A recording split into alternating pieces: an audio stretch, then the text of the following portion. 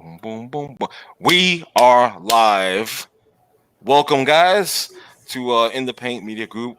It didn't go live yet, bro. I'm looking at it. It says live. Did you hit yours? Okay. Love to interrupt my flow. I swear to God, I don't know how long I'll be doing this. Let's go. yeah. This cat, man. I don't know how long I'll be doing this, y'all. I don't know how much patience I can take. Okay, stop interrupting me. Stop that groove killing shit. All right, now, up yours too, buddy.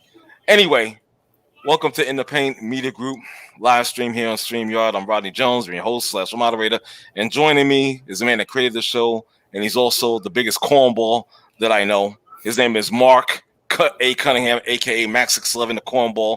And what's going on, you punk bastard? How you doing tonight? First of all, ain't no first of all shit. Shut your mouth. How you doing? That's it. Stay on point.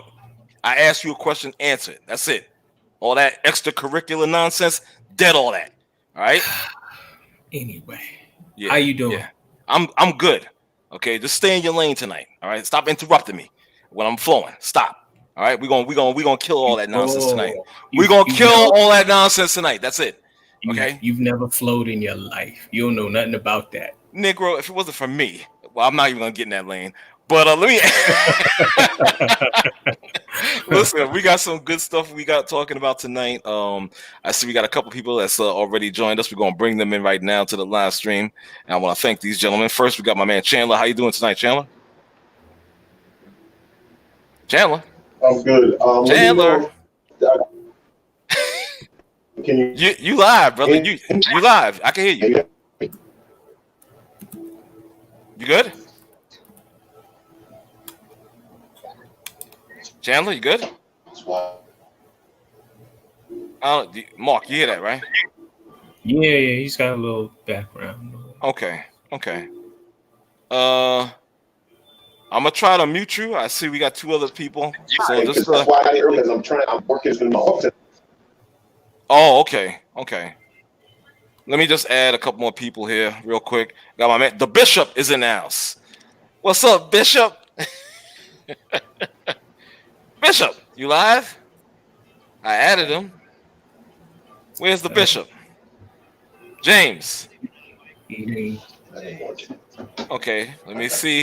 I don't know what's going on, but also Dominic. Dominic, can you hear me? Yes, sir. He is the most successful one out of these three gentlemen. I've tried to. I was crossing my fingers for a second, like, okay, please work. I can hear you now, Chandler. Nope.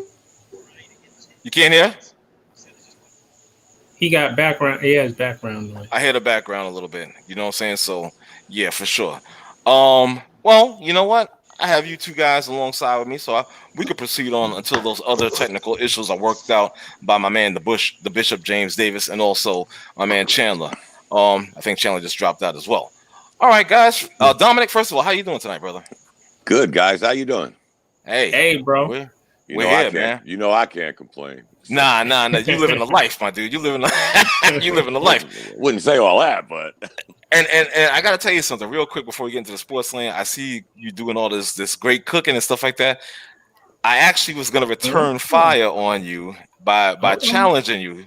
Yeah, in the kitchen. A cook-off. You know what I'm saying? I was gonna put it on, but but I got tied up and whatnot, so I wasn't able to do so. But I was gonna have to challenge you. I will admit, guys, I do have a ringer. Oh, okay. Okay, that's look at it's a helper. That's what marriage is about. Oh man, I think you got to put that disclaimer if I battle you. Before we get started, I told y'all guys that my wife was like, "Well, you're always sending these. Yeah, send them this, send them that." I'm like, okay. Now you want to steal our thunder? Yeah. Well, I don't know, man. I have to, man. I said that. No, her. Said, her. Oh, my bad. Okay, I got you. Let me see if we got my man Chandler if he's working. Chandler, you all right now? Can you hear me? Yeah. We can hear you. Well, there you go. I was trying to say I'm working out of the room that's going to be my office, and that's why I showed up early. But since Mac didn't want to let me in, I couldn't find out if the new device I was working with was going to work or not. Blame him. Thank you. Yeah, he been acting. You know what? I can't lie to you guys. Ever since this StreamYard thing, he's been feeling himself a little too much, to be perfectly honest. He's been feeling himself, you know? That's why tonight I had shut up, I'm not done yet. That's why I had to check you. Yikes. I had to check you. Don't see what I have to deal with. Oh, please. You know what, guys? Can I say something? This is the first time that we've done this, that everything sounds so clear this time. Right. There's no stuttering, there's no like lips moving and like we're doing a Chinese movie. Right. We finally worked out the issues. I hope so anyway. Great, yeah. You know what I mean? Definitely. Oh, go ahead, Mac. And we got something special for y'all in a minute. No. That's right. Let me add let me stop. The bishop is finally here. Is the bishop? Can you hear me, Bishop? Yes, sir. Yes, sir. There he is, my man. This is one of my main nemesis right here, my arch enemy. Thank you for tuning in, man. Always not. He's a good brother, you know. All day, every day. Watch your neck. Watch your neck. Oh, see, he's telling you watch my neck now. Look at this. He's all right. He's all right. But he's not real. You see who the real hater is here, right? You see who the real hater is. You know what I'm saying? So, thank you guys for checking in. Let's get to some sports. There's a lot. You know what I'm saying? There's really a lot. So the first thing we got on the docket tonight is with Draymond Green being fined $50,000 for tampering in regards to comments about Devin Booker and how he should leave Phoenix. Max 611, I do believe he has something on deck in which we're about to tune into and watch. So I'll turn it over to you. Do what you have to do, brother. All right, let's go.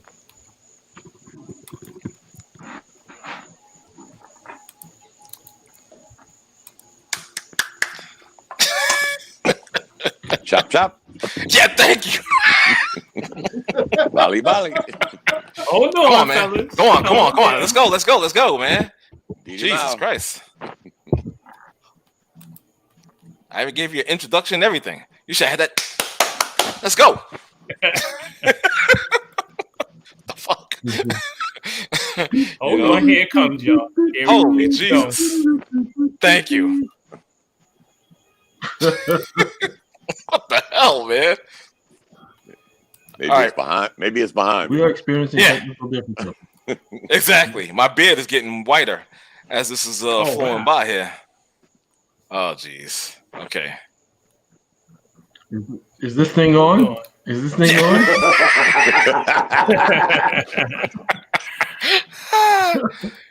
I'm telling you, man. I'm just like, let's what try the this hell? one more time. Okay. You had it working before. That's the thing that kills me. I know. We need a new intern. New intern. Yeah, we really do. Mark, I always told you I got nothing to do all day to do it, but damn. A word. Jesus Christ. I'm gonna have me a cigarette. You You know what? It's not working. It worked before, so okay. Well, anyway, we're just gonna do some audio stuff, and that's our voices, and we're gonna get into this. Me personally, I feel that I was looking at this article or two, and he knew he was gonna get that fine anyway. You understand? So, but my thing is, if Draymond does it, he gets fined. LeBron was talking about Anthony Davis before, and he didn't get a fine. You understand? Are we picking and choosing? What I mean, I understand you might be trying to enforce the rules, but if you're going to enforce the rules on tampering, it's got to be consistent. You know what I'm saying? So when I see like the picking and choosing, it makes me just like kind of scratch my head and wonder, But Draymond took the fine in great stride because he was joking about it on Twitter. He figured he was going to get a fine anyway. So it's really no water off, no dirt on his shoulder. You understand what I'm saying? But I think it's a little bit little hypocrisy going there as far as the NBA. You know what I'm saying? With this whole who's going to get fined, who's going to get reprimanded. That's just my personal opinion.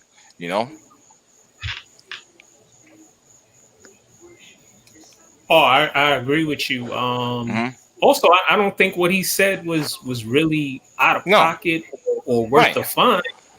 He's on an NBA show talking about an NBA player, and he didn't say he should come to the Warriors.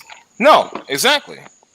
He said he want to see him win, and he should go to another team.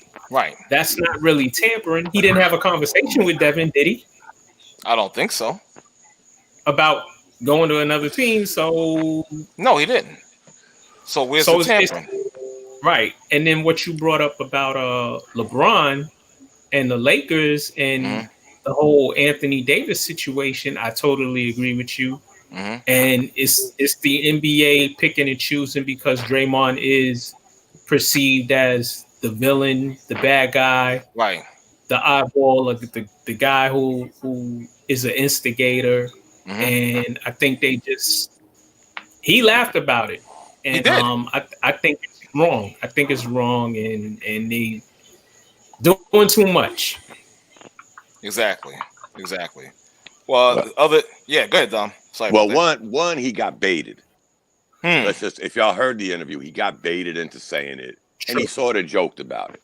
Right. But you know what? If you're gonna fine him for tampering, then why didn't they fine him when he made the phone call to Kevin Durant after they knocked OKC out the playoffs? Right. Yes. I mean, did they come up with a new rule after that? Right.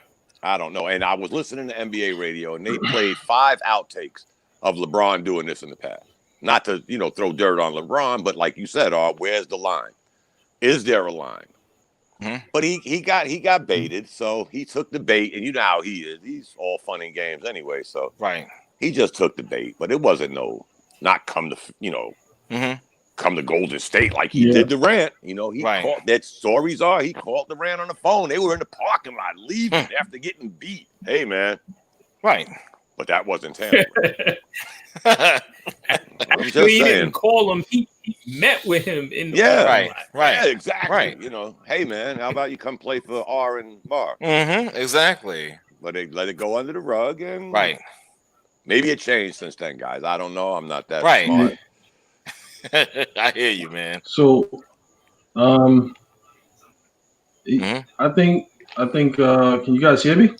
Yeah. Yeah. So I think with the situation with LeBron, I think LeBron was approaching it from the sense of they should allow the player to control his own destiny. Like they shouldn't be stifling the player and trying to stranglehold him. They should be allowing him to make decisions where his career goes. I think that's the thin line that LeBron was walking. What Draymond Green did was he got on TNT and made this comment, and it was sort of implied that, hey, Golden State is greener pastures. Like you're wasting your time there in Phoenix. You should come and play with somebody that you can win with, which, I mean, if it would have been anybody else, maybe they would have just taken it as, just a comment on the show. But since he plays for the Golden State Warriors, it's kind of like implied that he's recruiting.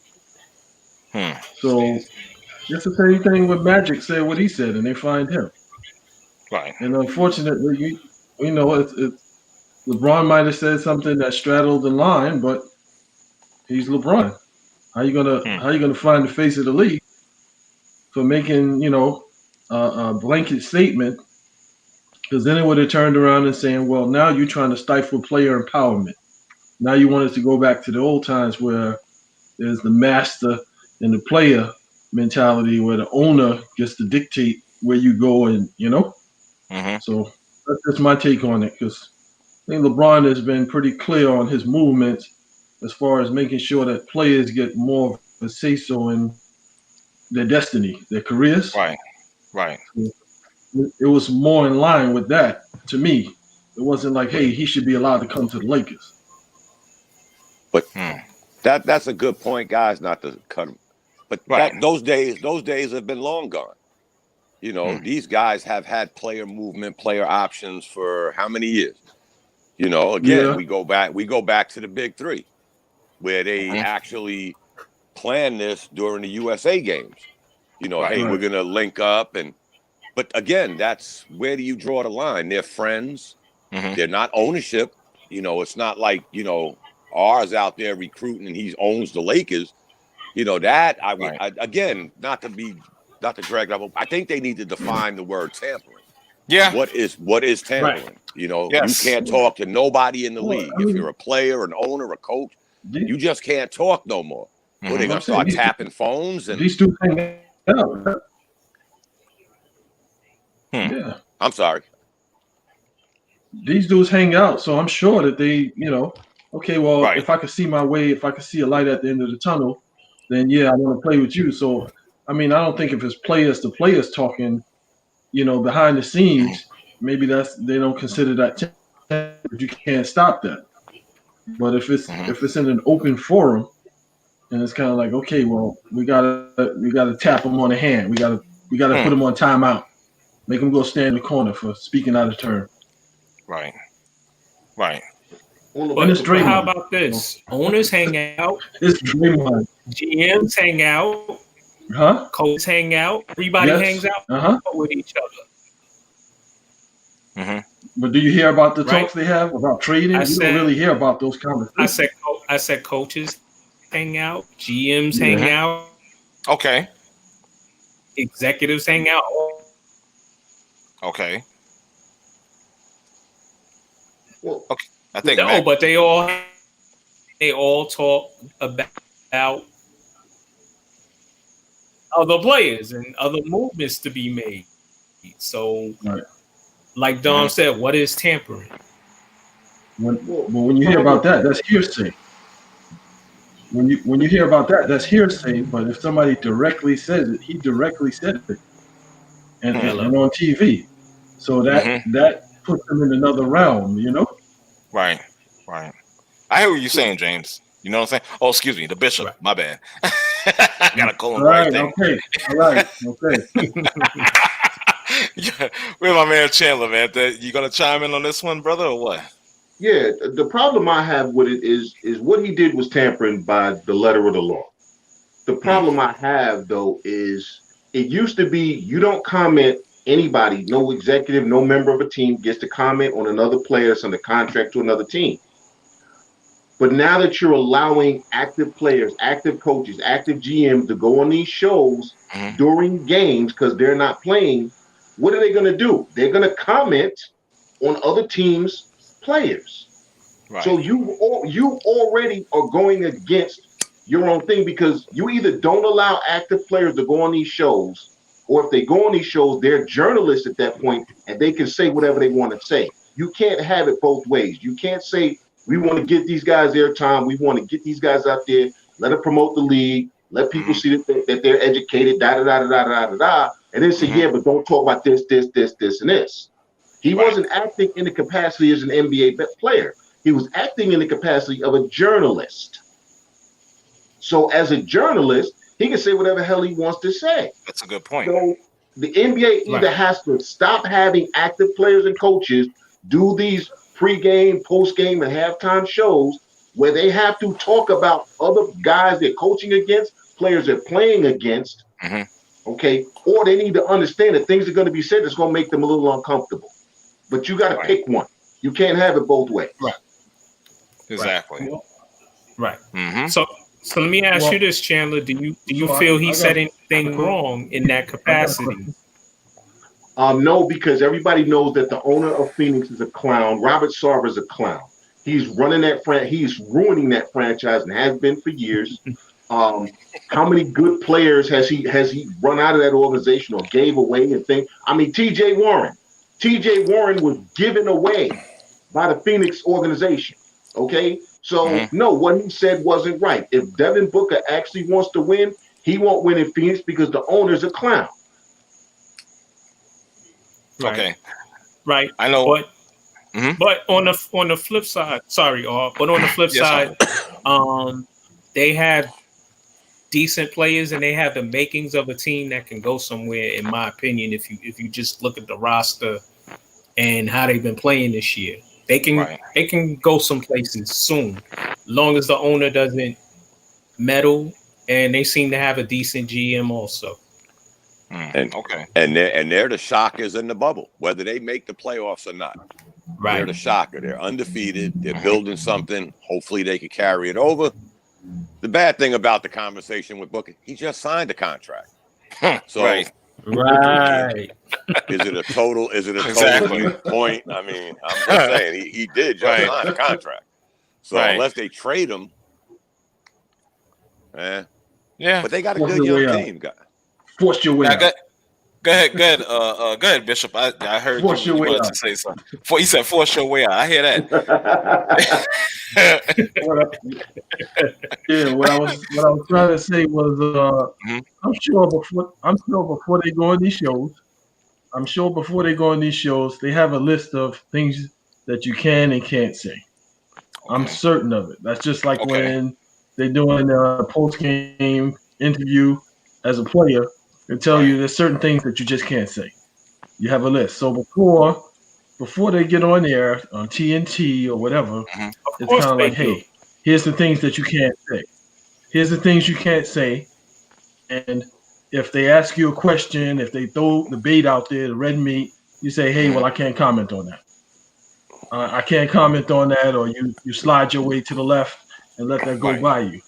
So when he said what he said, and knowing what his intentions were, it's kind of like you got. And I'm not a fan of, like, the NBA governance or whatever. I'm just saying that he knew he shouldn't have made the comment.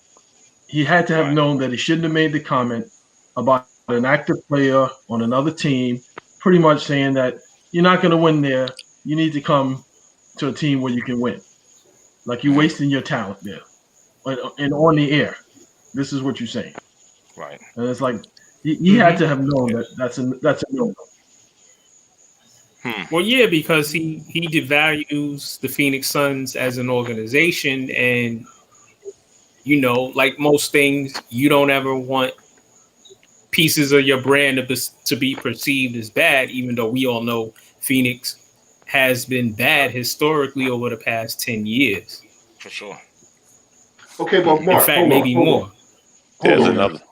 Hold on, because see, you know why that doesn't fly for me? Because they let Shaquille O'Neal consistently devalue players and teams. They let Charles Barkley consistently. Now, this is their partner. Okay, with these networks as partners, they're part of their PR firm. Let's be clear. They're part of the PR firm as partners. Okay, so again, I'm saying, if you can't have it both ways, man. Okay, you can't ask these guys to go on there. Right. I'm in agreement with you. It's like, what are we going to have? Are we going to have a silent treatment for the Knicks? I'm in agreement. I mean, who gets bashed more than the Knicks? by all the people on TV, players that come on the show, former players. I mean, where's, again, this fine line just seems to be as big as the Grand Canyon. So either you leave it alone, or you enforce the law. That's the bottom line. You can't have, like Chandler said, you can't have it both ways, guys. Where's the line? And that's the line. There ain't no line for special players, special teams. There's got to be one single line, and let's go with that. Until you establish that, this is going to keep happening, guys. Come on. It ain't going to stop anyway, whether they draw that line in the sand or not. One word. You know what I'm saying? That kind of sticks out to me, and that's just simply and Draymond ain't gonna stop. Like I said, it's just one word that sticks out to me: hypocrisy. Overall, that's just what it is. You understand? To break it down, that's what it comes to. You understand? Because if you're all over the place. How are you gonna be? Make a solid decision on what is tampering and what isn't when you're all over the damn place. So that's the NBA's problem right there. That's their fault.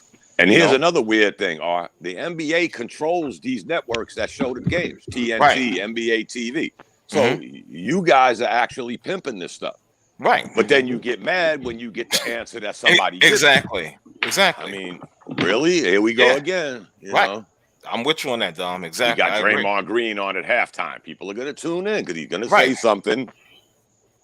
And here we go. So just let it go. Yeah, you want to promote something, but then you want to slap people on the wrist, or come Yeah. on, don't do that. That's stupid to me. Yeah, You know, you doesn't want make to any tell me sense. where to eat and what to eat? I mean, Hello. really? Hello. Like For Lou real. Williams going to a strip club. I mean,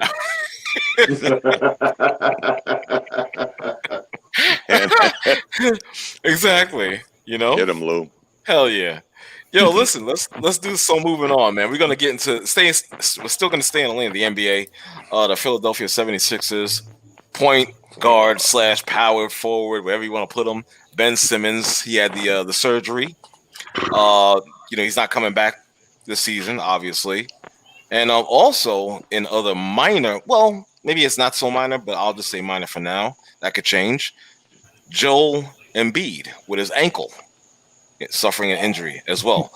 The thing I want to talk about first in regards to Ben Simmons is that this changes obviously the dynamic. You understand? It's the wings, man. Can I finish my god daggone statement without you breaking in and interrupting me? Can I finish what I'm saying, bro? In there. What the hell? I'm looking at you with your stupid smile on your face. Go ahead and say what you got to say.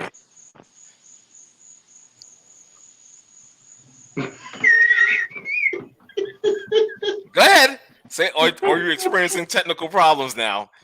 Huh? What's happening here?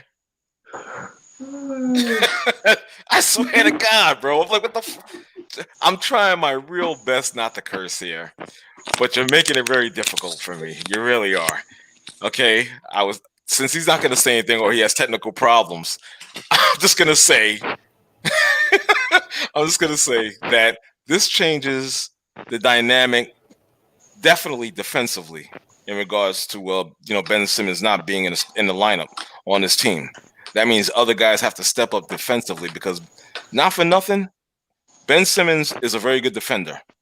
You understand? He normally takes on the opposition's the team that they're high scorer for the most part. And he does a pretty good job. For the most part, he does a pretty good job. That's going to be something that's going to be a little bit of an issue going forward for the 76er team defensively. And to ask Joel Embiid to step in and do a lot more. What the hell? Wow. Okay. I don't know what that was, but somebody, I think that was maybe the bishop that stepped off for a second.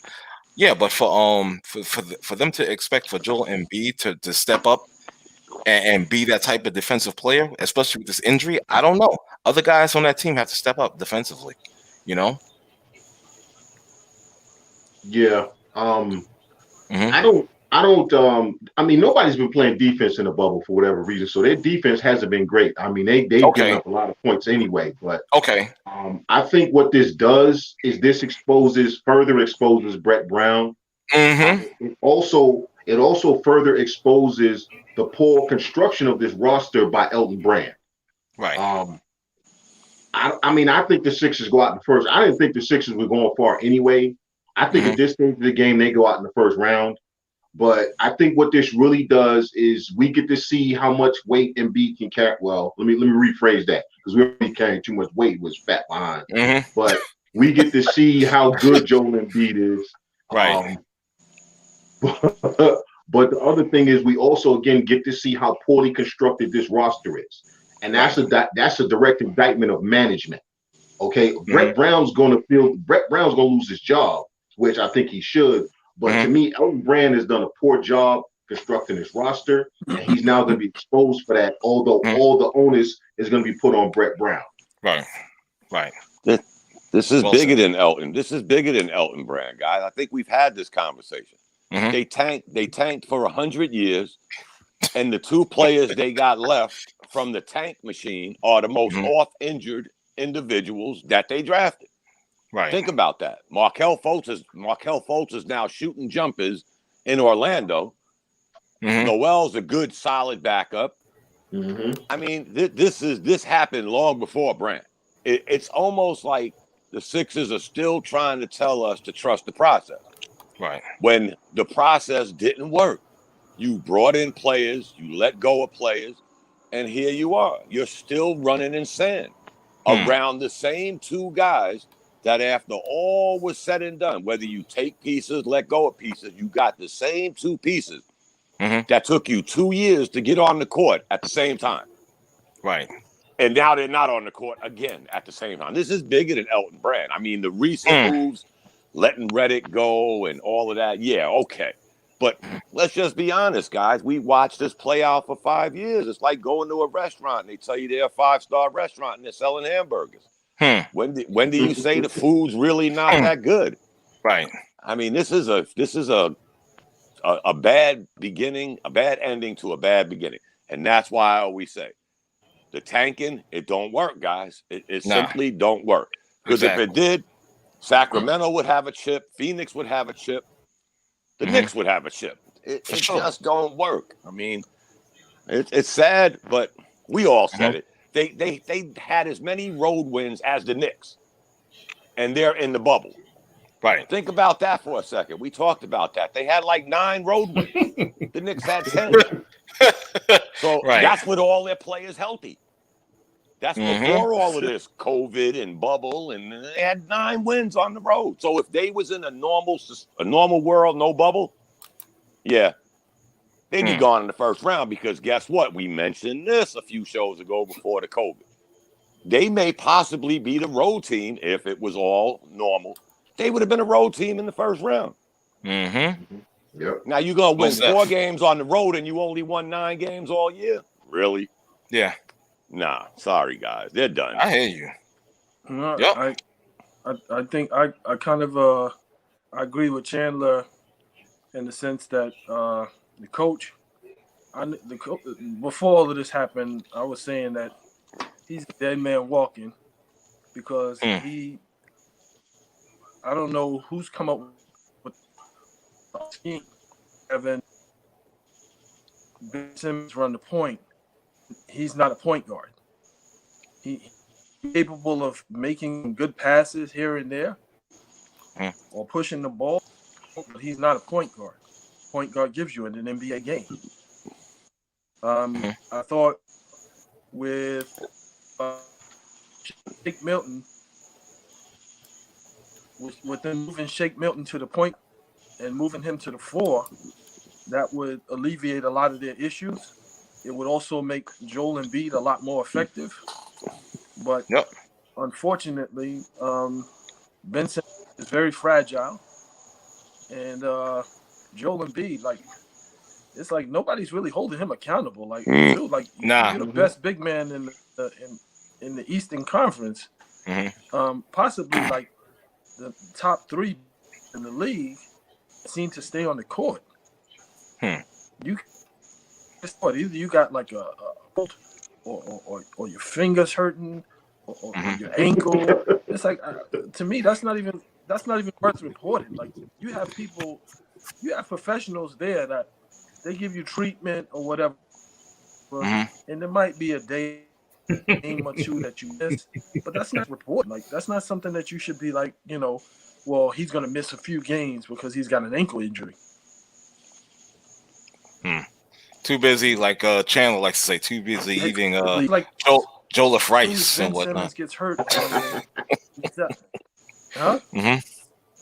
No, I was saying, like Chandler says, he's too busy scarfing down that jollof rice, but that African rice or whatnot. I never liked Ben Simmons at that point guard spot. No.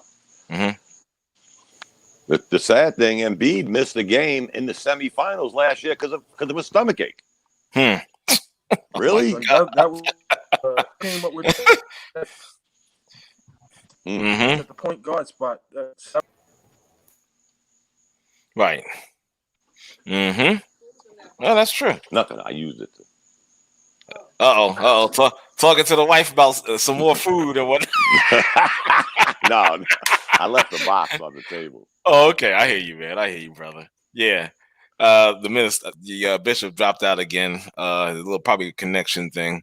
Listen, man. I gotta tell you again. This Chandler made a great point about this team, and of course the coach, Brett Brown. So I don't know, guys. I just think that they're not going to be as good as once expected. I just don't see it. Yeah, I could be incorrect. So we're gonna see as time goes on. Wait a minute. I think we might have my man might be representing. I don't know if he has his. He probably doesn't have a camera on. Let's see. Is he there? Yo, I'm here. You hear me? Yeah, I can hear you. What's going on? That, in case you don't know who that is, that's my man, straight formerly of Chi-Town, now repping out west Coast. How you doing, brother? I'm doing good, man. Thanks for joining us, man. Thanks for joining. Yeah.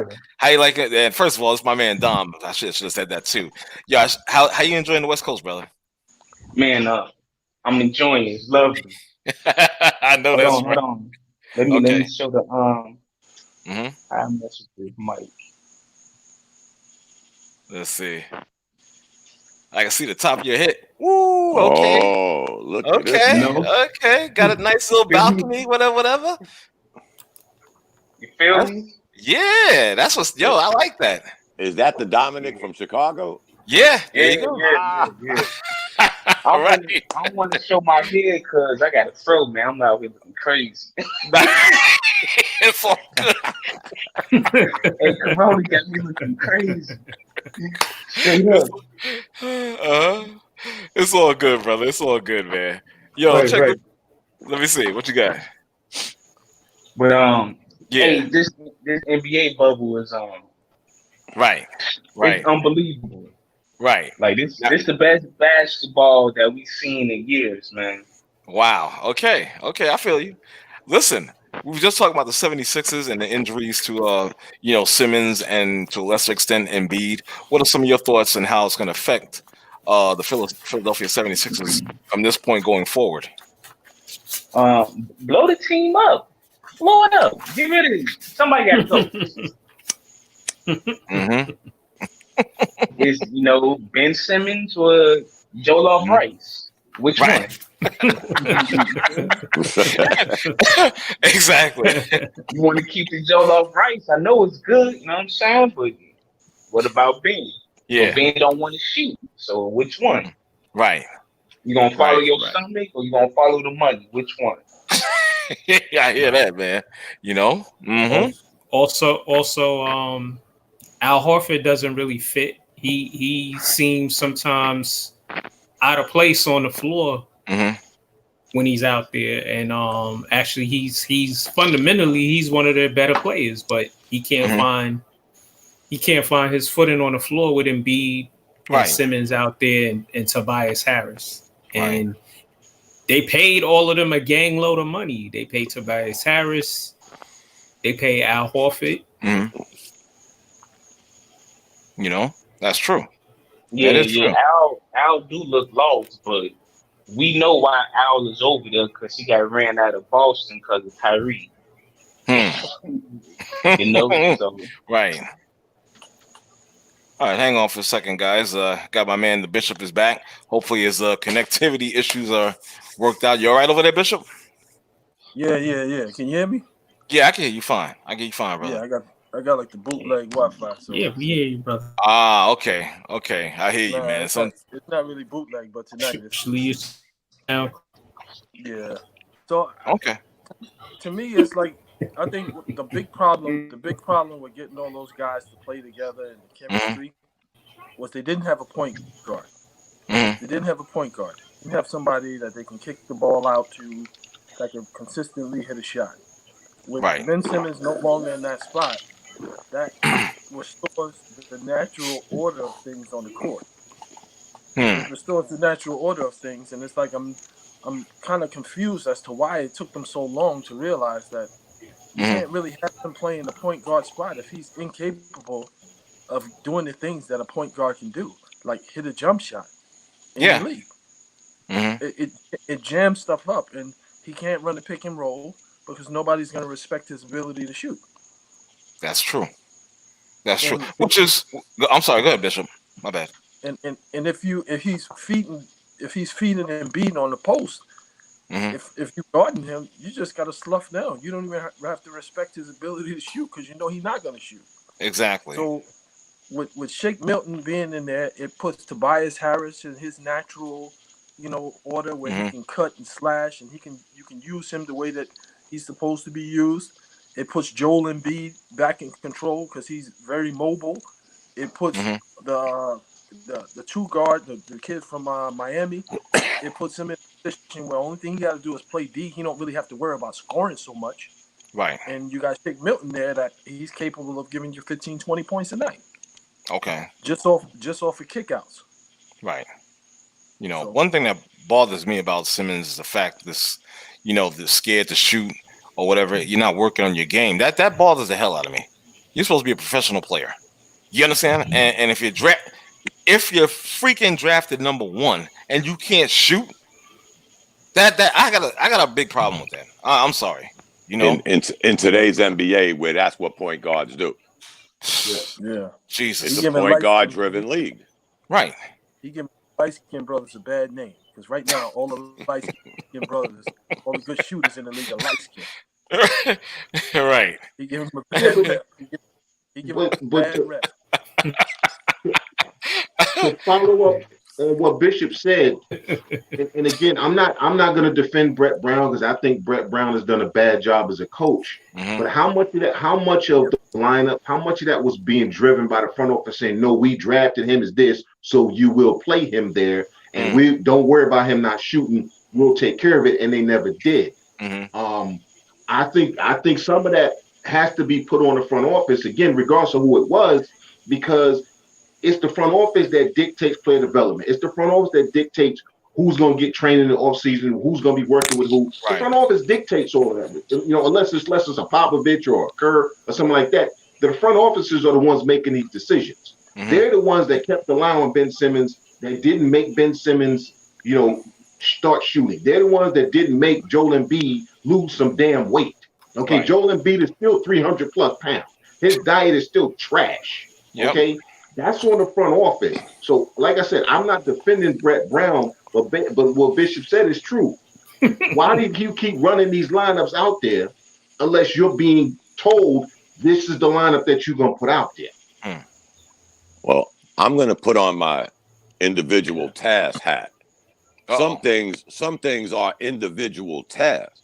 And that's why I don't trust these summer YouTube videos, because summer YouTube videos had Ben Simmons looking like Jerry West. Then when the season started, he was Ben Simmons. Right. I mean, certain things are individual tasks. Eating, working out, shooting. You have plenty of time to work on these things. And he never worked on them, like Embiid never worked on not eating. Right. And this is the product of what they have. And again, guys, they got rid of every draft pick they've had over a 6-year period. And they left with the two guys that have the biggest holes. One can't eat, one eats, one can't shoot. Right. And who do you blame for this? And they're both always injured. Exactly. And they were injured when you drafted them. Like I said, it took 2 years to get these guys on the court at the same time. Yep. So you had a 2-year alibi to work this out. It's ridiculous. They didn't wake up one morning and say, wow, you know, Ben Simmons ain't a good shooter. What, did they not watch him in college? Right. We saw him in college. He couldn't shoot in college. I mean, this isn't brain surgery. No. And then you say he's going to be a point guard. In today's NBA, a point guard can't shoot. See the Knicks. The Knicks are an example of this. They don't have a point guard that can get buckets. And that's why they keep running in circles. And the Sixers have a point guard that's 6'10", and he's like, I don't know what he is, guys. I mean, to be honest, I always thought he might be a power forward because at least he could post and he's still a good passer and he plays good defense. Right. Yep. But the downside of him is the Frank Ntilikina, a good, defender, nice size, but not a point guard. Right. And here we are. 5 years later, here we are. Exactly. Wow. Shameful. That's crazy. That's a lot of balls being dropped over an extended period of time, guys. You better believe that shit. You know what I'm saying? Yeah. You better believe and it. And a lot of draft capital loss. Like you said, who they draft? They draft Nerlens. They drafted this guy. Sorry. Who else they drafted? Sorry. Who else? Sarek, right? Right. The big bust from all Duke. high first round picks. Yeah. Who's the kid from Duke? I forgot his name already. Damn. Okafor, right? Yeah, Okafor. He gets to the Sixers and they say, "Wow, his work ethic is a little." I watched him every game in college. He had no work ethic. And now you draft him that high. He's gone. Right. Noel's gone. Fultz is gone. They're all gone except Simmons and Embiid. And like I said, Markelle Fultz is going to the playoffs and he knows how to shoot. How did that happen? But he was able to shoot in college too. So I don't get the whole process, guys, with this tanking and oof. God bless them. I didn't have them going that far before the virus. So. Right, exactly. Yo, listen, let's move on. Still riding the lane of the NBA. What's going on in Portland? Well, they're playing that Go ahead, Max 611. Yo, man. Jesus Christ.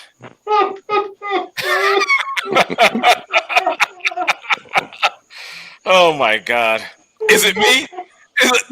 I just gotta wait. Let me ask you, is it me? Am I going crazy here? Am I making this shit up? Is it me? Just please let me know. I gotta let me know. Is it me?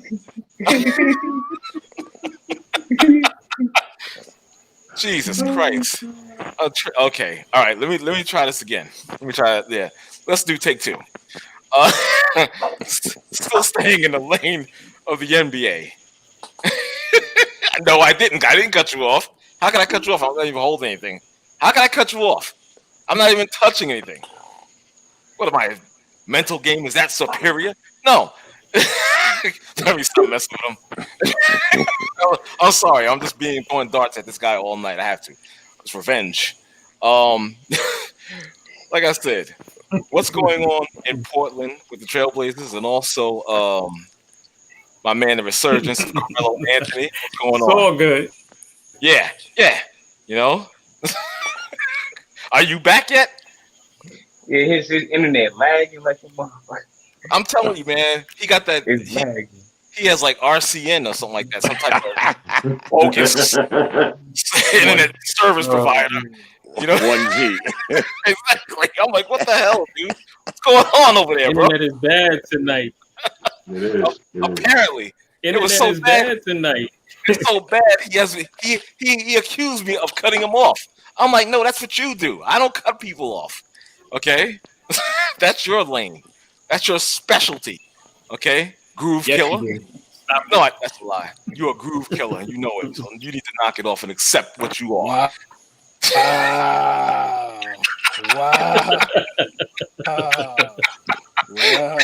I'm sorry. I'm just like, he all emotional. Wait, I am not emotional. But wait, Chandler, back me up on this one, please. And Dom, back me up, guys. See, Dom, Chandler's laughing already because he knows I'm going with this.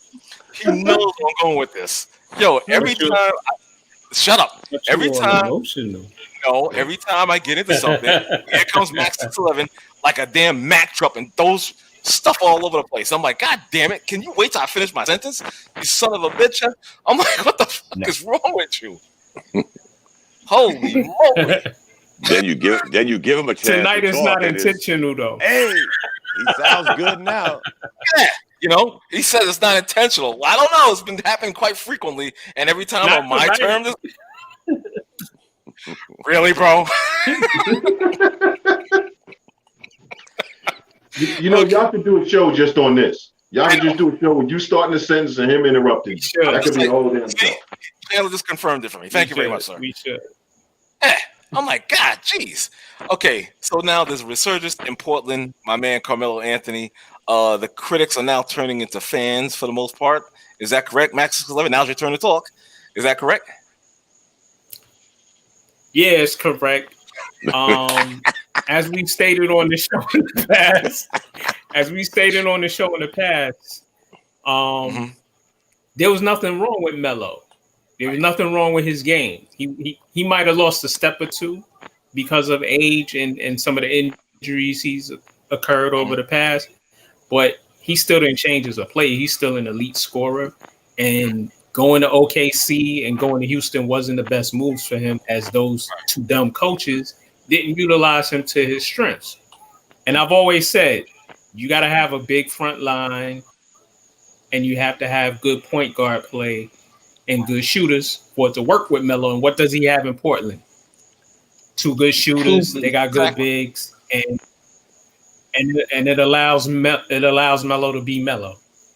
Well said. I mean, we said this years ago, and like I said, I'm not going to give him a pass. He created the situation for them to slander him. Okay? That's true. He created, because when he went to Oklahoma City, what did we say? Go to Portland. Damian Lillard wanted him to come to Portland then, right? But he went to Oklahoma City with a terrible coach. Then he doubled down and went and played again for Mike D'Antoni, a guy who had publicly ripped him, a guy who had gone out of his way to denigrate his game, a coach who had gone out of his way to sabotage career. You voluntarily went to play for him like that man had changed. Mike D'Antoni's a snake. Okay, he will always be a snake. He and George Karl are twin snakes in the grass. And you voluntarily went to play for him. And then he sabotaged or tried to sabotage your career, because the real slander came after Houston. All of a sudden, he was terrible. He was ego, blah, blah, blah, blah, blah, blah, blah, blah. That was all Mike D'Antoni. He volunteered for that. Okay? But then he finally got smart, and he went to a market with, like you said, guys who could shoot, so they can't double him. They're going to let him play his game because his game fits what they do. And he's playing for a fan base in Portland. And this is the first time, as far as I'm concerned, that he's ever played for a fan base that 100% supports him. Right. He had support in New York, he had support in Denver, but there was also a large portion of the fan base that anytime he didn't score 35 points, 40 rebounds, and 25 assists, he was the worst thing. You know, he was the cause of every problem that they had. I'm going bald, it's Melo's fault. My wife left me, it's Melo's fault. I lost my job, it's Melo's fault. You know what I'm saying? Right. In Portland, he needs to stay in Portland for whatever's left of his career, and he will finally get the appreciation from a fan base that he's never got. Well, what's the best thing about this? Is something that people said before the OKC fiasco, the usage, accepting your role. He's the 4th option on a very good team. So if he could average 13 to 14 points in that role, that's golden. Between his age, his attrition, his injuries, to be a 4th wheel is not a bad deal, guys. I mean, he's not the number 1 guy. And I think that's what kind of held Melo back. He still thought he was, that guy. And now he just fits perfectly in on a very good team. Right. Right. Yeah. Anybody else care to offer up another opinion on this? I mean, y'all said everything, I mean, we all spoken on this, and it's just good to see that he's playing. Right. And, I'm just waiting to see who's going to take the 8th seed, Portland or Phoenix, because Phoenix is balling too. They still undefeated right now. And I was watching the Portland game today, and I'm like, please, Portland win. Because I think them two gonna have to battle it out before the playoffs start. See, I want to continue to still see competitive basketball, because right now, like if this was the regular season, everybody be sitting out right now. Okay. So now everybody is still on the edge of their seat, and still gonna be on the edge of their seat once the playoffs start. Right. I heard a weird stat, guys, that if they play the Lakers are one of the worst 3-point shooting teams, and they're one of the worst defensive 3-point teams. Yep. And if they have to play Portland with that shooting, I don't know, guys. I'm taking Portland. I'm taking Portland. I'm not exactly. And the Lakers don't have a point guard. They have no point guard play. Right. Look at those combinations that I actually heard this morning. Take those 2 combinations. Can't shoot threes, can't guard the threes, and what the hell does Portland do? Lillard scored 61 points tonight. Yeah, y'all. And the Lakers don't have a point guard. Threes. Ooh. Yeah. Wow. I don't got the Lakers going far anyway. I don't got them going to they might get out first round. Yeah, they might get out first round. They may win one game in the first round, and then that's it. I think I got them going out. If they play Portland, they might go home in the first round.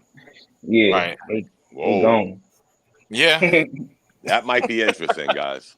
Nah, that's a very interesting point there. You know what I'm saying? I was unaware of the Lakers' deficiency on those two areas. You understand? So yeah, if they play Portland gonna give them some problems. They gonna find themselves on the way out.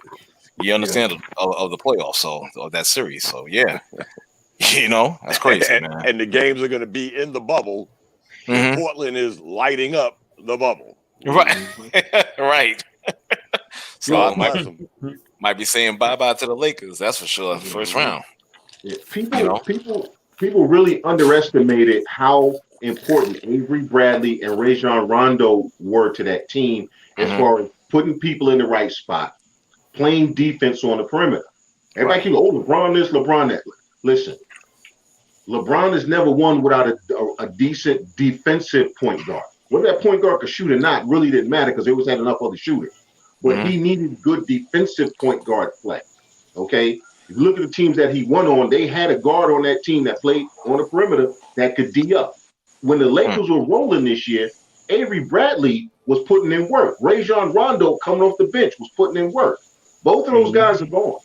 Right. You know, Avery opted out. Rajon Rondo's hurt. By the time he comes back, it may be too late. So I can see them having a hard time with. Listen, I think Portland and Denver are going to shock some people. Yeah. Portland and Denver are going to shock some people. Yeah. Yep. Oh, forgot about Denver. Yep. Same here. You know what I mean? Okay. Well, listen. Let's get into some other things real quick. Got to ride in the lane on Major League Baseball. Can I comment on that? Oh, I'm sorry. Comment on that? Go right ahead, Bishop. The floor is yours. So, yeah.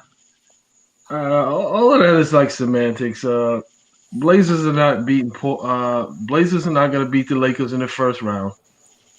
It's like the Blazers don't play any defense. The Lakers got 3 7-footers. Portland plays no D. Their big men are prone to silly fouls, and the Lakers got LeBron. And there's nobody on Portland to match up with LeBron. Nobody. It's like, how do you feel about they had some games where they playing for their playoff life is on the line. So yeah, they bringing it out. Lakers in the first round, I just don't. And they don't just have 7-footers. They got live body 7-footers. All of them do is play defense. All of them play D. Even JaVale McGee is protecting the paint.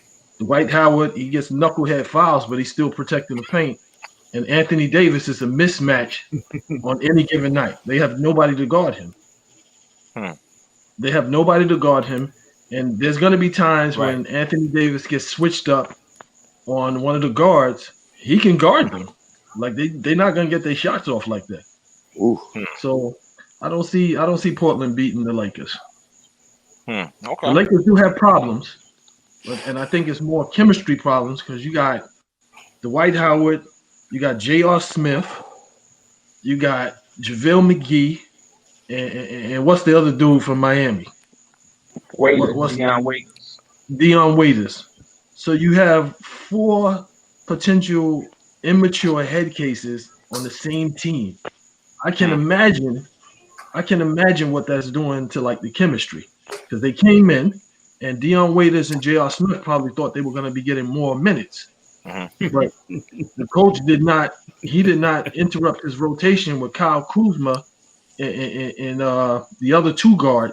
He didn't interrupt his rotation to force them onto the court.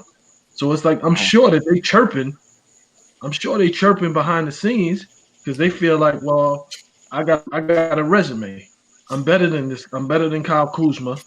and the other dude that doesn't shoot, he what's his name? KCP. Yeah. Right. He's very hot and cold with his offense. So I'm sure they're probably looking and saying, well, I should be getting those minutes. But it's like, yo, like we're not messing up the rotation. Mm-hmm. But I do not see the Lakers losing in the first round. That just I don't see that. To Bishop's point, they don't have an answer for LeBron. Well, look at all the answers the Lakers don't have for Portland. You know, when you talk about those bigs on the Lakers, now they're going to be playing against a big that can score. Nurkic. Then you got who? Nurkic?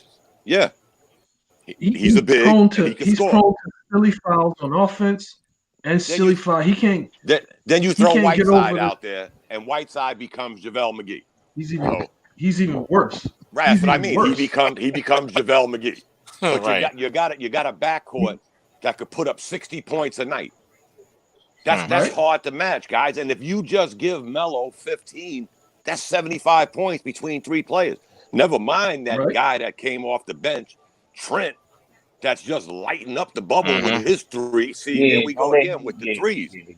In today's NBA, this is what we want. We want the three-point shooter. We want the offense. And I'll tell you what, guys, the funny thing about Portland, it didn't take them long to gel because they have all veterans on their team. There ain't like LeBron today. Well, Kuzma got to show up more. You're the highest paid guy on the team. Those days are out the window. You got to show up too, and we'll hope he gets what he gets. But you got a guy like Trent coming off the bench doing better than a lot of Lakers starters. So you neutralize or you give the Lakers Anthony Davis and LeBron. Okay. But now you got to deal with 4 or 5 other guys that could put up over 15, 16 points a night. That's a lot of points, guys. I mean, let's not get it twisted. The NBA is a no defensive league to begin with. I don't want to hear that defense no more. There ain't been a team that won a championship in years that helped a team under 100 points. We only have 2 teams last year, Utah and San Antonio. Neither one of them won a chip. It's an offensive-driven league, and Portland has tapped into that. They got veterans that could shoot and could score. Okay, they don't play defense, but neither does 85% of the NBA. So they tapped into the offense portion. But the thing with them is they're not the Rockets. They could still go big and still score, and then go small, still score. Now, come on, guys, let's be honest. I don't think there's an answer for Damian Lillard in the NBA, let alone on the Lakers. No, and then you got. Yeah, but if you got them in a 7-game series, yes, they can score. Yes, they're explosive. But I don't think for a 7-game series, both CJ and Dame is going to give you 70 points a game. I don't think both of them are going to give you 70 points a game in a 7-game series. One might have 30, and then the other one going to have 15. They're going to have off games. And if you're able to stop the Trents, and I don't even count the big men because Whiteside, he's like really emotional. Like if he doesn't get the ball, he's gonna morph into like a foul machine and doing stupid stuff. Nurkic, what he does is like he's got to be really engaged, or he just does like a lot of bonehead stuff. And I can see him and Dwight Howard. I can see the two of them getting into it, and then they both getting kicked out of the series. Yeah, because they just two of those types of players. Melo's gonna get his. I got it, but it's still not enough. So even if the two of them score 30 points a night, that's 60. Melo get his 20, that's 80, and you stop everybody else. I still don't see it. That's a lot of somebody. That's a lot of somebody else's to stop. Yeah, I can see you saying they could stop one other guy, but again, Trent. Yeah, that Trent Jr. is putting up more points than 5 of the 12 guys on the Laker team. That's because you know why? Because he's just sitting on the side. Because all the attention is on Dame and CJ. He's sitting on the side and just cherry picking threes. Now again, go back to what I said. They're the worst defensive team against the three, and these guys launch threes. Right. They're not a good shooting 3-point team, and these clowns are. It's a rest. If you just go by numbers, guys, without all the schematics, Lillard and McCollum are averaging 50-something points a night. Averaging during the year, they're averaging 50-something points a night. And it was still not enough. Right, but the season was interrupted. I get that. They was all, but when the chips were down, they showed up. But I'm just going by averages. Right. If you just take their averages, they're averaging 50-something points, close to 60 points a night. That's a lot. That's a lot. And now all of a sudden, this Trent guy's become, out of this world. And again, I'm not trying to beat a dead horse, but when you look at the numbers, because numbers don't lie, people lie with numbers. If you're not a good defensive team on the perimeter and you're playing a team that is a perimeter team, that's a lot to overcome, guys. Right. Serious. That's a lot to overcome. For sure. The Lakers going to need Kuzma to step up. On paper, it looks competitive. On paper, it looks really competitive. Yeah. It does. Now, my man, that's just got transferred from Chicago to LA. You were saying something about Kuzma. Well, go ahead, brother. No, I was just saying, like, Bishop has been talking about LeBron and AD, but they have Kuzma. But it's the reason why nobody brings up Kuzma, because he's just not there, man. Okay. I don't know where he's at. They do need him to score. He I don't know, man. He don't fit. And he just be looking lost to me. Sometimes he have good games, but it's like LeBron told them to keep you for a reason, so it's time for you to step up. And I just don't think he's going to be there in the playoffs, man. But hold on. Anthony Davis has had a meltdown in the bubble. I hope you've seen that, right? He has had a meltdown. Man, if he has another meltdown, the Lakers not getting out of the first round. I don't care what nobody say, man. Carmelo Anthony is averaging more points than Kuzma. Wow. That's what I'm saying. It's like your point has weapons. Again, we can only go by what we see and what the numbers say. Nothing's going to get for better. The second unit. Neither team is going to get in their first unit. I'm sorry, Bishop. Hello? Well, Kuzma is a bad fit in the Laker offense in the sense of they're asking him to be somebody he's not. He's not yet ready to be that guy who's basically can wait his turn and then light you up when they need him to, like look what Danny Green used to do for the Spurs.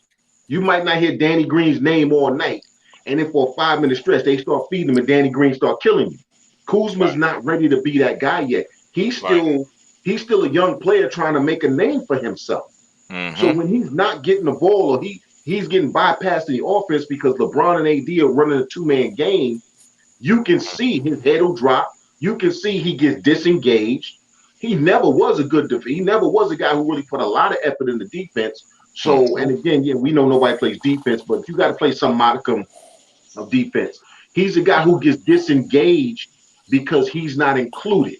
And that's not a knock against him. He's a young player trying to find his way, and you're asking him to be what a guy who would say 3 more years of experience would be able to do. I don't think he's quite able to do that yet, and that's why I think he's been so inconsistent. And then, like I said, when we talk Portland, everybody forgets about Zach Collins when you talk about the 3-headed monster. Everybody, the Hassan Whiteside thing, people are still looking at Hassan Whiteside like he's still in Miami. The Hassan Whiteside has been in Portland. Number one, has been a model citizen. Number two, has matured a lot. Okay, where he's been coming off the bench, he's basically been doing everything I asked him to do. No, listen to me. Look, R. You know that I've killed Hassan Whiteside for years. You know I killed him for years. For sure. Okay. So if I tell you that the Hassan Whiteside finally found the right spot for him, he's coming off the bench. He's not a starter. He's coming off the bench. Oh, by the way, he's also was leading the league in block. But anyway, if you just go player for player, Dame and CJ, LeBron and AD, that's a wash. Okay. It comes down to whose bench do you believe in? Do you believe in the Lakers bench without Avery Bradley, without Rajon Rondo, or Portland's bench with Gary Trent, Melo, Zach Collins, those guys? That's really what it's going to come down to, because the stars are going to be who they are. It's going to come down to the bench players. It's going to come down to the 4th, 5th, and 6th guy. Who do you believe in more, the Lakers 4, 5, and 6, or Portland's 4, 5, and 6? I believe in Portland's 5. That's an excellent point. Whiteside did a good job holding it down. So Yeah, Nurkic got I back. agree with you. Absolutely. I agree with you. No, I agree with you that it's LeBron James, AD, CJ McCollum, and Dame. But out of those 4 players, who are the 2 that's stoppable? Who are the 2 that you can stop in a 7-game series? Ooh. You ain't stopping LeBron, and you ain't stopping AD in a 7-game series.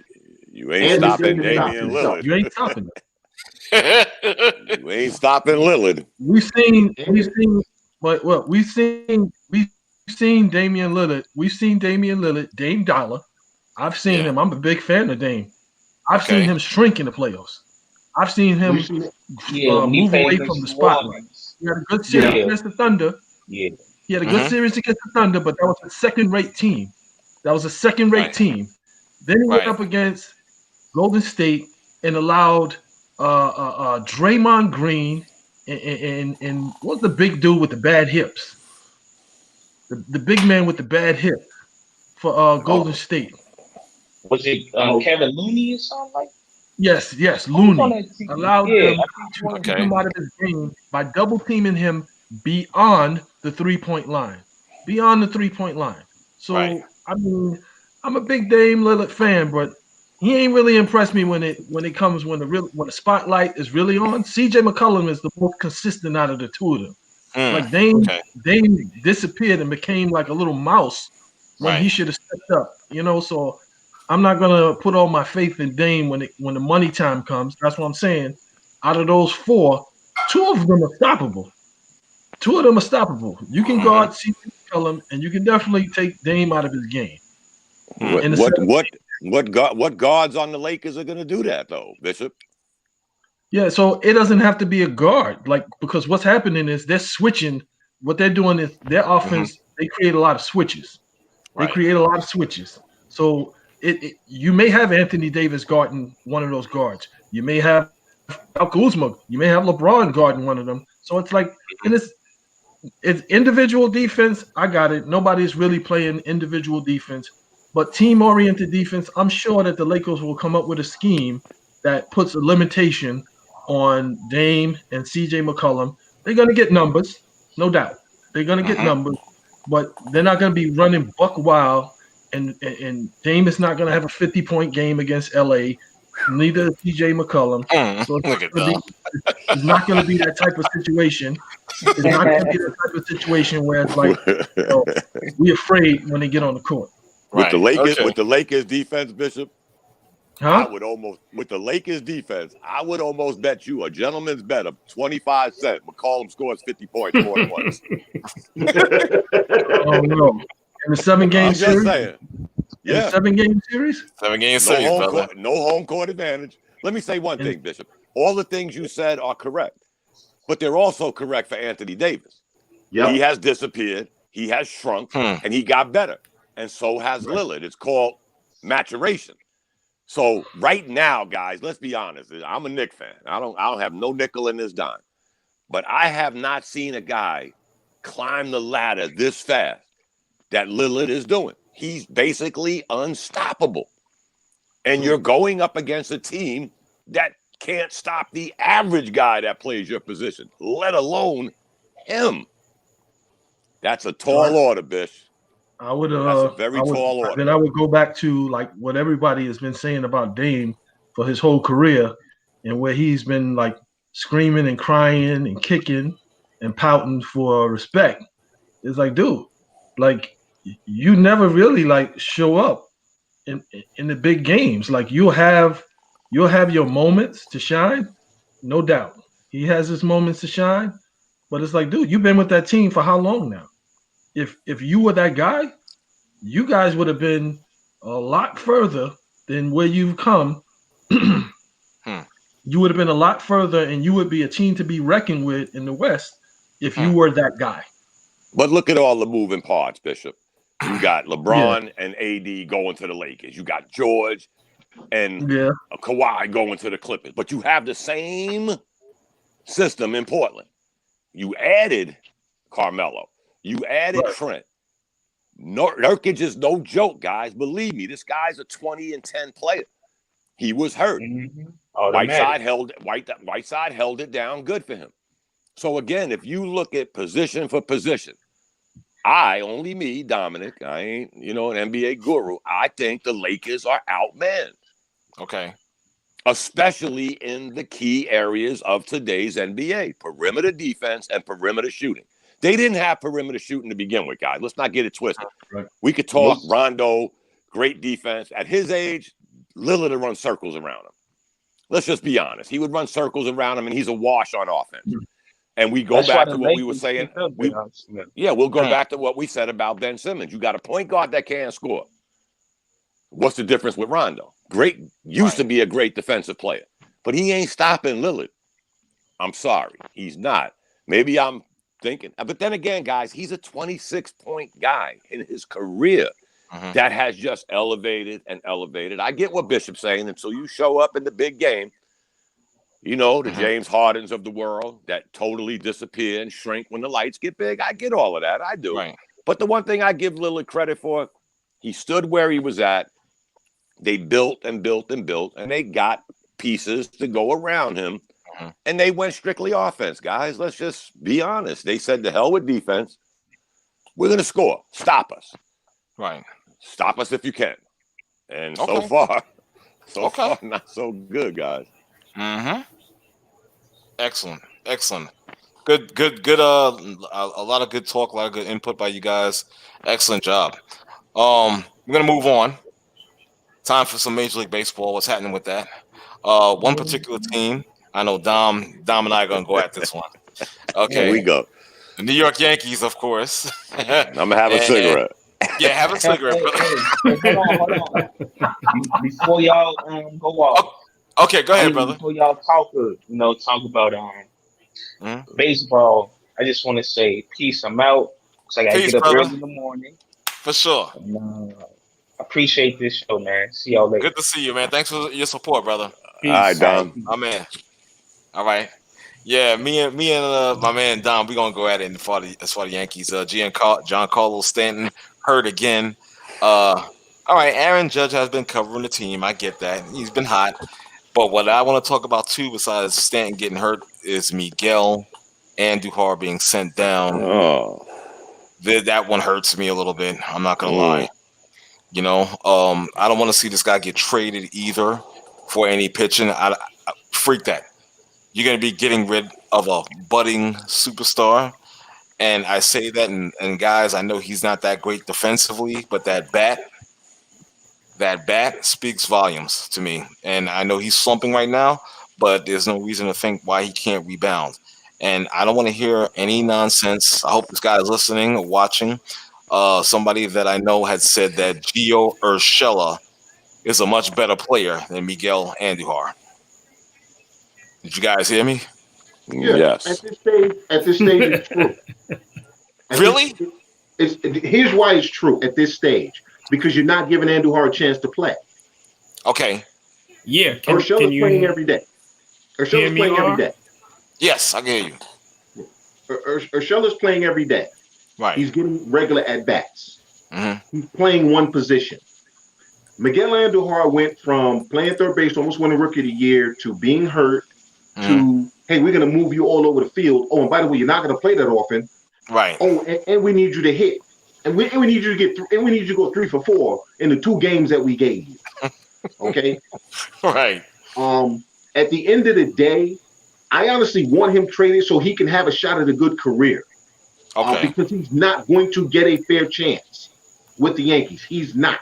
It's obvious by now that they have decided what he's not, and they're concentrating on what he's not rather than what he is. It's the same thing with Clint Frazier. They've already decided what he's not, so they're not giving him a chance to be what he can be. They're doing the same thing with Andujar. Now he can't be brought back up for till the 16th because of when he sent him down. It's a 10-day deal. Right. But we said this before the season started. Miguel Andujar really never had a good shot. He never had a fair shot this season. He wasn't going to get one. And the best thing that can happen for him, best thing that happen for him is for the Yankees to trade him. Because otherwise he winds up turning into some bench utility guy when this is a dude who his bat says his career average probably should be in the 310 range. This guy's a 310 to 320 hitter. Okay, gap to gap with power, and you're trying to turn him into a freaking what's the utility guy the Yankees World Series teams back in the 90s? They trying to turn him they're trying to turn him into Louis Soho. Okay, right. I thought you was talking about Brian Doyle or something like that. No. You know? Well, it pains me, so we're going to agree on something tonight because I've always been an Andujar guy. Right. First of all, look what the Yankees are doing this year. 77% of their runs have been produced by a home run. 77.3% of their runs have been by a home run, be it a solo, 3-run, grand slam, 2. 77.3% of their scoring is by the home run. We've seen this movie before. Right. It changes when you get to the playoffs because you're playing against the best pitchers, the best teams. We've seen this movie play out. Here's a guy, I always said, Urshela had a year and a half of a good career. Right. He's never been a good defensive player. I don't know where all of this. He's Brooks Robinson came from. He's played every position in the infield. Right.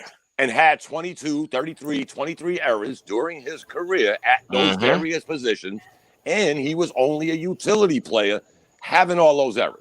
So for you to compare his defense to Andujar's defense after 1 year, think about that, guys. He played 1 year, got hurt the next year. But he led the league in extra base hits. As a rookie. Should have been Rookie of the Year. I'm not going to beat that horse to death. He should have won Rookie of the Year. Right. Numbers don't lie. Voters lie with numbers.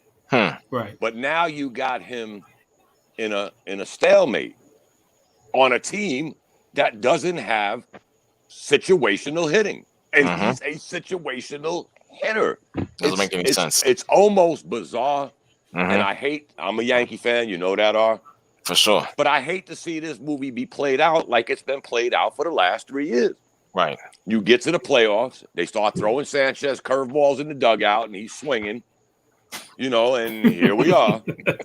Same thing, different season. Right. And guess what? It's going to be, I hate to say it, but it may end the same way it ends. And now you're adding, look at this. But now you're adding extra teams. You're adding extra teams to the playoffs. So that means you got to get by more teams to get to the final goal. For sure. So I don't understand it, this home run or bust. We've talked about this since I met y'all. Word. And it's getting annoying because if you got 77% of your runs coming by the home run, what's going to happen when you play the better teams with better pitching? There you go. Exactly. We've seen this movie. Some of the pieces have changed, but some of them are still the same. Damn straight. Damn straight. I ain't giving up on them, don't get me wrong. No, I'm just saying. Brother. It's sort of like less home runs. Yeah, it's sort of like we've seen this movie play out too many times, and they haven't adjusted. Right. That's really sad. Big time. That's why. Remember, that's why the Boston Red Sox won that particular year. Remember that? Because they were good at situational hitting. They were good at creating opportunities to score runs. Whereas the Yankees would rely on that long ball. And I'm like, yo, come on. You guys got to do better than this. You got to take advantage of situational hitting. And you take a guy, like you said, how we started this off with Stanton being hurt. Here's a guy that came to the Yankees winning the MVP. Damn near hitting 300, 50 home runs. He comes to the Yankees, and he falls right into that trap. Right. What happened? I mean, are they teaching this? Just swing for the fences? Yes. It makes you wonder. Look at Stanton's stats before he came to the Yankees. He was damn near a Triple Crown candidate. He comes to the Yankees, he's home run or strikeout. And Sanchez, guys, I don't know what's going on with him. We identified that last year. You throw him a curveball, and he's Lima Mike Foxtrot. But wait a minute. Wasn't this the same guy? And I'm talking about Gary Sanchez. Sorry about that, Dom. Go ahead. Wasn't it the same guy that they was touting as the best hitter? Yeah. Coming up. He was. He was. So what happened? They turned him into a home run hitter. Right. I remember I gave you all the stats. His first 162 games. Because he played part of a season and then coming into his second year, when you got to the 162 mark, like a whole season, he was averaging 308 and 40-something home runs. Right. What happened? He ain't averaging nowhere. I don't even know if he's batting 100. and now, to make matters worse, he ain't even hitting home runs. He ain't even hitting the ball. But then again, guys, this is what happens in baseball. It don't take a brain surgeon to play baseball. If you can't hit a curveball, what I'm gonna throw you? Maybe they listen to the podcast and we drop the dime, throw the ball in the dugout. He's still gonna swing. Right. And he's a catcher. That's what amazes me about this. He's a catcher who sees this on a nightly basis. Right. Curveball in the dugout. The manager's throwing the ball back to the ump, and Sanchez is walking toward his dugout. Right. That doesn't make any sense. Really? But he was a 300 hitter. Right. I'm with you. All of a sudden, he's not even a hitter. I can see you losing your power. If you lose your power and you're still hitting 300, all right, I'll give you an alibi. Right. But you ain't hitting your weight, and you got probably one home run. It's crazy, man. I mean, that's... Look at Torres. Look at Gleyber Torres. Gleyber Torres was fine at the bottom of the order. They moved him to the 3-hole, right? 3-hole is an RBI power spot. Right. Watch his at-bats. He's opening up way too soon. He's clearing his hips. He's trying to pull everything. He went from a guy, who always had a 2-strike approach, which was he stayed close. He kept his hands back. Even if he opened his hips, he kept his hands back, and he took the ball the other way and up the middle. And he had power. Watch his at-bats now. Everything is shoulder flying open. I'm trying to pull. He looks exactly like Gary Sanchez now. Wow. That's crazy, Chandler. That's crazy. Yeah. So I guess that's what they want these guys to do. Just be power hitters, and that's it. And here's the sad thing about Torres. Again, a guy that was a good hitter, had power. I just looked him up. 53 at-bats. He's hitting 151 with 1 home run. Yep. Oh, my God. What happened? First of all, this bizarreness with having your best power hitter batting second, I don't know what's going on with this. I mean, I know you want him to get more at bats, right? That just don't make sense to me, guys. I know a lot of other teams are doing it too, but when you really look at the makeup of that, how the hell is Judge not batting cleanup, or at least third? Right. How are you doing this? This is almost insane. Right. And he's having the best year. He's hitting 290 with 90 home runs, 20 RBI, batting second. Right. But everybody behind him is batting $1 something. Basically. I'm trying to figure out how the hell he got 20 RBIs. Exactly. Yeah, that's crazy, man. That's insane, my dude. They don't make no damn sense. You know what I mean? But they won't miss the thing you had on the post I don't think they'll miss Stanton's bat. No. Because they could bring up Frazier or rotate the rest of the guys they got to be a DH. And you know what? It may work out. Maybe you'll get a guy that can get hits. Right. Instead of home run or bust. Right. So it might actually benefit him. I still believe in Stanton. I just fail to believe you could damn near come close to hitting 350 home runs, 130 RBIs. Right. And all of a sudden go I-95 north and you can't. Right. It's because of the DH. It's because of the DH. That too. Stanton was an outfielder in the National League. He came a pretty good one. Right. This narrative started that, he can't play the outfield. Listen, he's built like a football player, so he's never going to be fluid.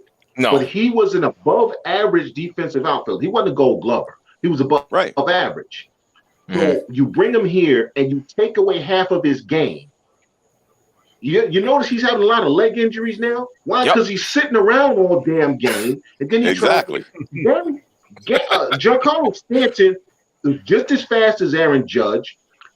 Listen, if he's an athlete, let him play the damn field. You can take him out in the 7th inning. This limiting him to a DH thing has turned him into a one-dimensional hitter, and we're seeing the results of that, both physically and in his game. This is what the Yankees do, man. Mark Teixeira, perfect example. Mark Teixeira was a 300 hitter, gap-to-gap guy with power when he got here. Got to the Yankees, he started hitting 40 home runs in 240. Right. See, now with a left-handed batter, I could almost see that, even though Teixeira was a switch hitter. The Yankees sometimes built that short porch type mentality. Teixeira, going back to David Justice. Yeah. They had a lot of left-handers that could use that short porch. But the part I still can't wrap my head around, guys, okay, he wasn't Dwight Evans or Roberto Clemente in right field, but he was an MVP. So unless they hid that he made 106 errors in right field, which I know he didn't, what the hell happened? And here's the scarier thing of all that. When you're in the position, down 1-0, and you're at bat, what are you looking for? Right. The Yankees ain't trying to manufacture runs. So in the back of their head, it's like, I got to tie the game. Whether you believe it or not, that mentality of one swing could get us back in this. Exactly. Has snowballed out of control now. That's why if you look at their numbers the hitters, and look at the strikeouts, that part is totally insane. If you're hitting 190, all right, you're in a slump, but you're making contact. But these guys are hitting 190 with 30-something strikeouts. Wow. And we're a handful of games into the season. Right. That's scary. And you're not playing the best pitching. Right. I got to tell you, I got to be honest with you guys, with you, Dom, and Chandler saying what you're saying about this team, and how they're just totally messing them up as far as their swings and that mentality goes. This management is not doing the right thing by this team. You understand? It's just not doing the right thing by them because you're changing the approach of these batters, of very important players to this team. You understand? And that's doing you it's doing the team a great disservice. You understand? And it's I'm just hearing you guys speak on like Chandler was saying about Stanton just sitting, being one-dimensional hitter and whatnot, to Gleyber Torres and his approach and whatnot. That's the impression that I'm getting. You understand? They're failing big time. Big time. But they're not failing. I told you this 2 years ago. How are they not? How Steinbrenner lowered the bar. How Steinbrenner lowered the bar. You did say that, yes. And nobody noticed because the bar is now win 100 games, get the ALCS. Right. And what does everybody keep talking about last year? But they won 103 games. Did we win the damn World Series? No. I don't care how many games you won. You didn't win the World Series. It's a failure. But all you hear now is, but we won 100 games. We won 100 games. We won 100 games. Oh, look how many home runs we hit. Aaron Judge is the face of baseball. George Steinbrenner would be like, I don't give a damn how many games you won. You didn't win the World Series. You're fired, you're fired, you're fired. Hal Steinbrenner says, I'm making money. We're winning games. We're getting playoff money. I'm good. Hal Steinbrenner lowered the bar and nobody noticed. Yep. And I was one of them guys, but I looked at it differently. I was like, okay, they kind of snuck up on everybody the first time they won 100 games and went to the ALCS. I'm like, okay, great building block. You could only get better from here. But then I seen the approach they was taking. And that approach led them to the playoffs where they just, I don't care if you go 7 games. You went 7 games because the other team wasn't that great at hit. They played the Astros, played good at home. Let's be honest. The Yankees smoked them in Yankee Stadium. They did. Games were close in Houston. So I kept looking at this as building blocks. But now I see the building blocks are only built in one direction. I think the biggest mistake the Yankees made, guys, was letting Didi go. I understand. I follow Gleyber Torres since the minor leagues. He was touted as a good shortstop, number 1 kid coming out of high school, but he wasn't a better shortstop than Didi. So you had a good thing with him playing second base as he matured. But I think when they let Didi go, that one was kind of hard for me to swallow, guys, because he was sort of the heart and soul. Yes. He was the rah-rah, boom-ba-yay guy, having fun in the dugout. That's all gone now. Yeah. Yep. And he was a good hitter that had decent power. For sure. And again, left-handed hitter, short porch. He could crack you a home run every now and then, but he was a good hitter and a pretty good defensive player. And you let him walk for a penny on a dollar. That part, guys, when that happened, I was like, yeah, this is rough because now all we have is home run hitters. Yeah, that's it. You know, and Gardner's. Come on, guys, I love him, but he got one foot on a banana peel, the other one on the subway. Let's just be honest. You know, I know they're trying to get the most they can out of him, but and he's always been historically a slow starter. And you don't have a chance to be a slow starter this year. No, you don't. Let's just be honest. He served us well. Right. But Father Time is still undefeated. Right. You better believe it, pal. You better believe that all day long. You know what I mean? Jeez, man. Well, listen, guys. I think I'm gonna close this out for tonight. I'm pretty sure we will return on Friday, barring any unforeseen circumstances, which has happened a lot.